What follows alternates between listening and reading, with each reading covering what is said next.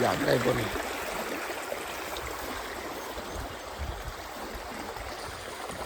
ก็กราบสวัสดีและสบายดีท่านผู้ชมคลิปนี้หลังจากฝนตกเมื่อเช้านี้เนาะพายุยังก็พายุแมทโมเนาะแล้วเขาปั่นกินข้าวแล้วก็ได้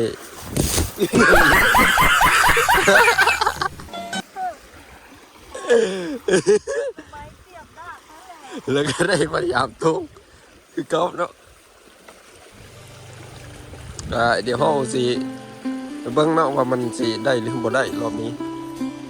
แล้วน้ำกระไหลเนาะก็สีหยาบยากในจักน้อยเอาเมียจับกล้องเนาะ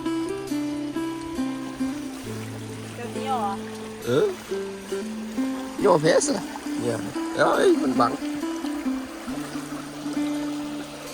ไปจะไปไหนอีกไปหรอบนนั้นไปย่อบนนั้นเท่าที่ตักข้างก็ได้ค่ะไม่สิ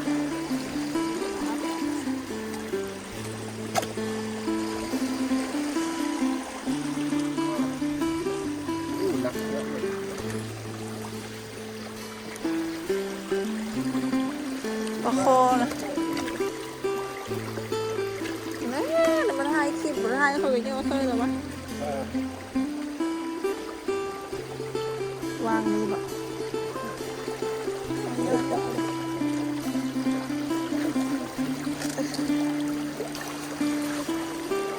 นี่ถ่ายกันไม่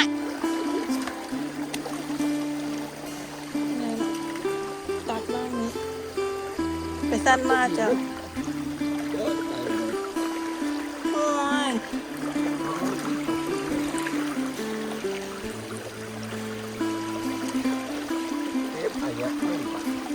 เราแยกเหรอเราแยกบ่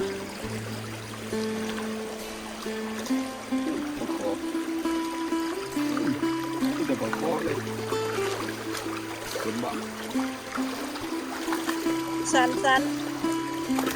บ่สั้นก็ได้จ้ะเอาทุ่งเข้ามาเลยที่เหนียวมันจะคูลงใส่เอาเต้นนี่คือว่าเป็นกุ้งโจ้งในนี้วะมันลูดเลยนี่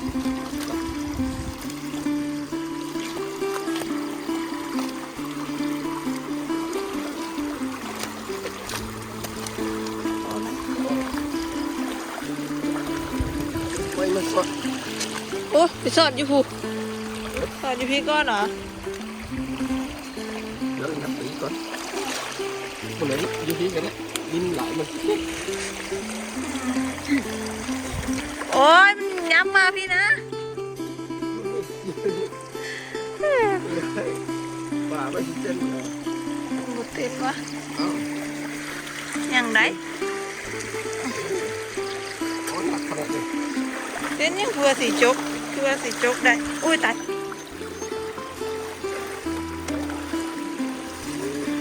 มึงดีๆจับกล้องอะไรยองเอใช่ไหมโอ้ยมาอียองเอนะเดี๋ยวเราไปเบิ้งเนาะเราก็ย่อขึ้นที่นี้ยากเติมเนาะฮึบมีแต่ปลาคอเลยพี่น้องปลาคอลุ้นดำผาเนาะเราภาษาบ้านเฮากันนะมาเนี่ย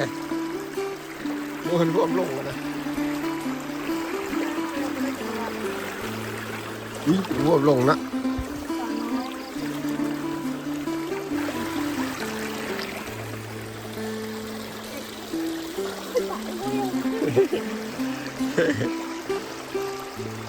ไม่สิบหักเหรอเอาย่อบุขึ้น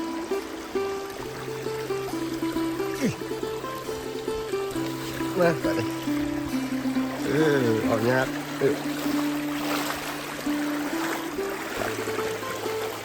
บงป่ามันเป็นสิลงมาเนาะตอนท่านออกทีนี้บ่ท่านมีเด้มันลงมาอีกเดี๋ยวสุดนี้ก่อน ช่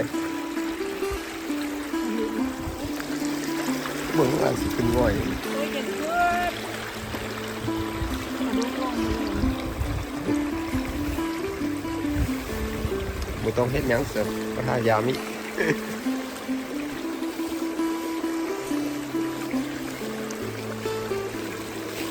ว่าดีๆเลยมันเต้นออกเลย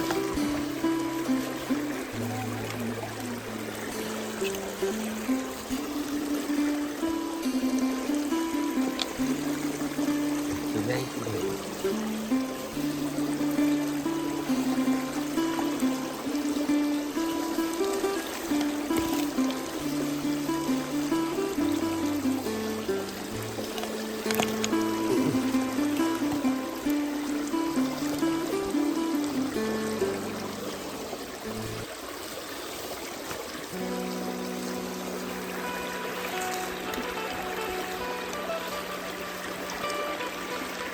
พายุบ่มาคือสิบ่ลงเนาะป่าก็ได้ดนตึกว่าสิมีฝนเนาะช่วงนี้เป็นพายุทรงท้ายบ่จักเนาะพายุแมดโมอหยังงูเลยโมแมด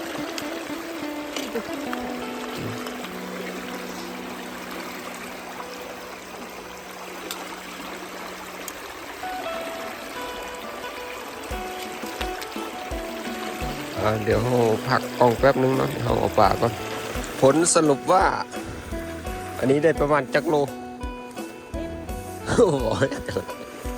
นี้ได้ประมาณ3 โลนะเอาแล้วก็ป่าน้อยเนาะได้กลางกระตาก็ถ้าเบิ่งอีกจัก2-3 ชั่วโมงเนาะเราก็สิได้มายามอีกแต่ว่าตอนนี้เราก็ต้องเอาป่าเมื่อก่อนเนาะเพราะว่าไว้ดดมันก็สิตายสิเน่าแล้วเนาะเดี๋ยวเราสิได้มาอีกก็สุดท้ายเบิ่งอีกเนาะท่านผู้ชมดูภาพบรรยากาศเนาะครึ้มฟ้าครึ้มฝนก็โอเคเที่ยวมาเอาป่าหรือมันเพราะว่าโอ้เป็นวันพระซะด้วยนะท่านผู้ชม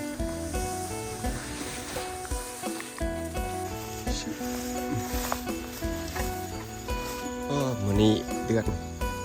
แจ้งมากเลยเนาะท่านผู้ชมว่าเป็นวัน15 ค่ำขึ้น15 ค่ำก็รู้ว่าแหมวะแหมเนาะแหม15 ค่ำเพราะว่าเป็นตรงกับมื้อออกพรรษาเนาะตะโดตะดีเอาไปตะโดตะดี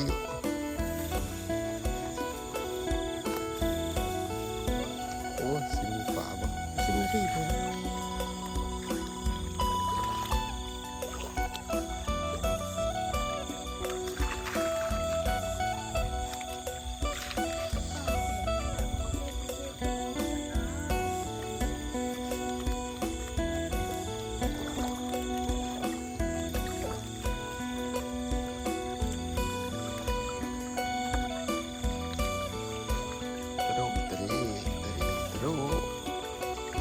มาอย่างคน